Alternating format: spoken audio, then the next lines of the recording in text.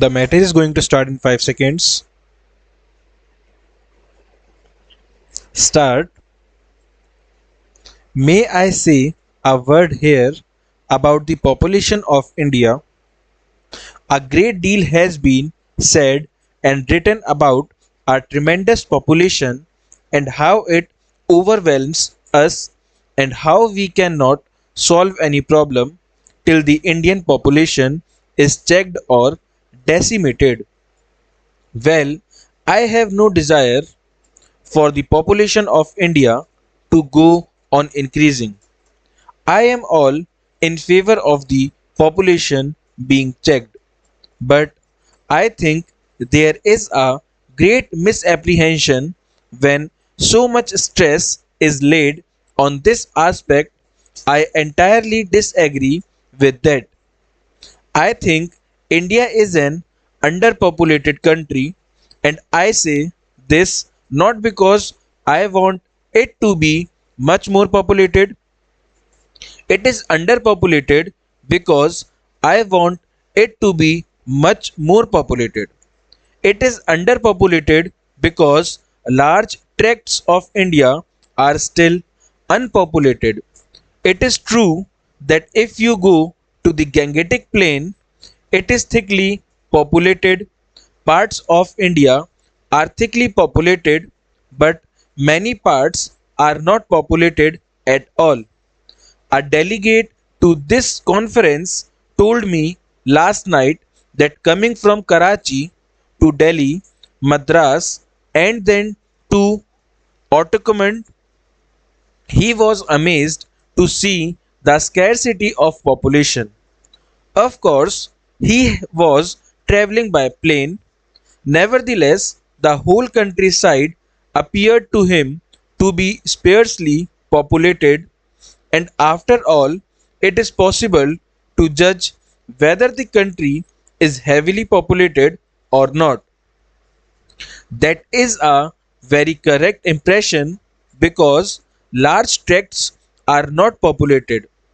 We are overpopulated, if you like, because our productive capacity is low. If we increase our production, agricultural and other, and if the population is put to work for production, then we are not overpopulated. We have these big river valley schemes which, in association, irrigating land, preventing floods, soil erosion, and malaria, will produce a very great deal of hydroelectric power, and at the same time we will have industrial development. If you look at the map of India, you will see the noble range of the Himalayas from the north to the northeast. I do not think there is any part of the world similar in area which has so much concentrated power, latent potential power, if only it can be tapped and used well. We intend tapping and using it. But my point is that not only India, but the whole of this Asian region is full of vast resources, human and material, and the question before us is how to hold them together and produce results.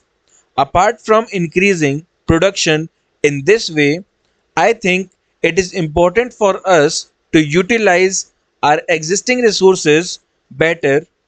I do not think they are being utilized to the best advantage.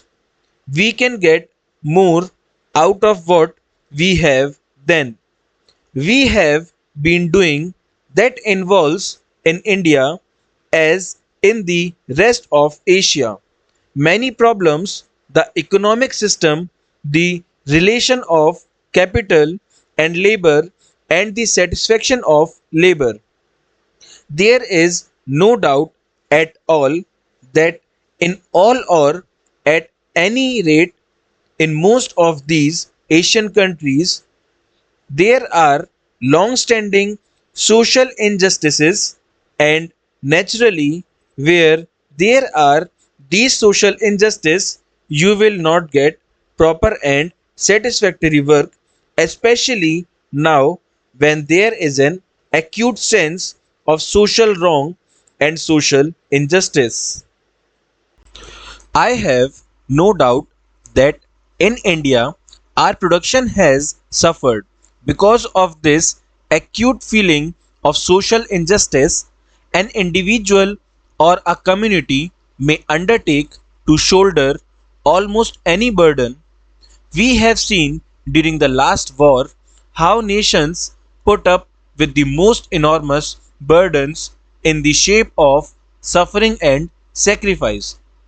But always, when there is a sense of sharing the burden inequitably, the burden being greater on some than on others, the sense of injustice becomes greater, and you do not have that harmonious working and cooperation which is quite essential today, more so than in the past. Therefore, this problem has to be viewed from the human point of view, quite apart from a purely economic point of view.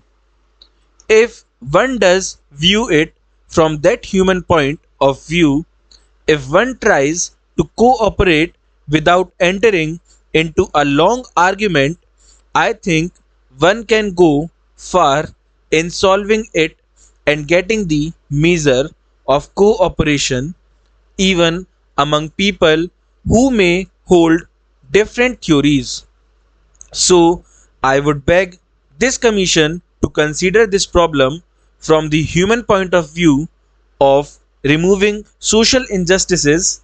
The commission, of course, is not going to dictate to each individual country about its economic structure, but any advice from the commission will no doubt go a long way, and most countries will probably follow it in the largest measure they can. Now, to repeat that I have said, I hope this commission will bear in mind the fact that we are dealing with hundreds of millions of human beings and not abstract countries and abstract groups. Each individual is a member of a family with children who are possibly starving, who have possibly had no education and no opportunity for growth and advancement. I mentioned right at the beginning certain parts of Asia which have not completely solved their political problems. Full stop.